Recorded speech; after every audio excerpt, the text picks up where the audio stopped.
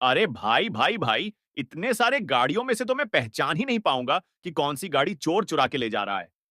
लेकिन चलो, फिर भी देखते हैं कि मैं पहचान पाता हूं या नहीं। दोस्त, मुझे तो लगता है यही वाली गाड़ी चोर चुरा कर ले जा रहा है। लेकिन उसे देखने से पहले। मुझे देखकर इग्नोर मत करना। इस बार जो भी एग्जाम में पास होना चाहता है मैं पास कर दूंगी, मगर मेरा भी एक काम करना होगा। तुम्हें इस वीडियो को एक लाइक और चैनल को सब्सक्राइब करना होगा और 5 सच्चे मित्र को शेयर करना होगा। और मेरे बेटे, जाते जाते कमेंट में सरस्वती माँ लिख दो। अरे, इसका तो पकौड़ा बन गया।